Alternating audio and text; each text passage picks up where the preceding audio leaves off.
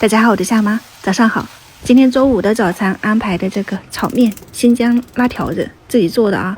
从冰箱拿出来昨天晚上备好的食材，葱姜蒜然后这里切了一点青红辣椒、洋葱，一点番茄和芹菜。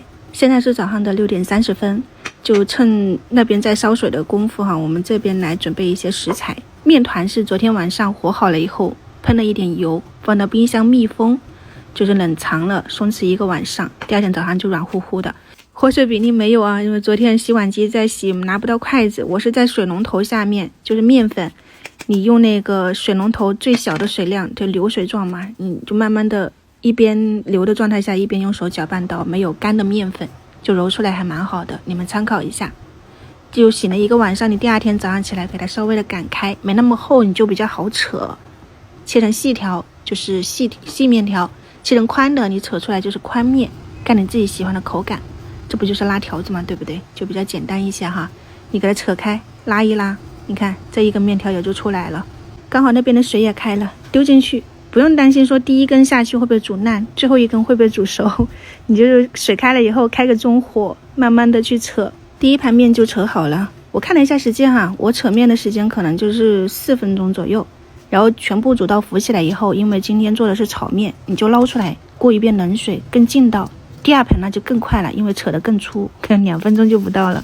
然后这边就放一点葱姜蒜爆香，我还加了一点肉末，把昨天切好的这些配菜全部丢进去。这个也是放到冰箱冷藏泡发的一个新疆的辣皮子，它口感很好吃，加入一点番茄酱，给它们炒出汁水，把这些蔬菜炒熟炒软，就可以来调味道了。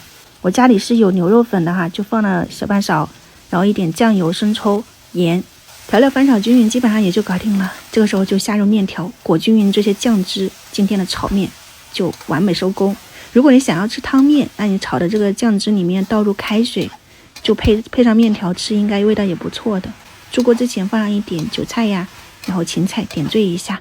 6点58分，我们今天的早餐炒面就搞定了，看着有没有食欲？早上闻起来是真的特别的香满屋飘香的那一种，就特别能激起人对于这种食物的欲望。如果你也喜欢的话呢，可以在家里面去尝试一下。它里面这种劲道的面条裹上酱汁，如果你喜欢吃辣，还可以再来一点这种辣椒酱。先开吃了，祝大家生活愉快，我们马上再见，拜拜。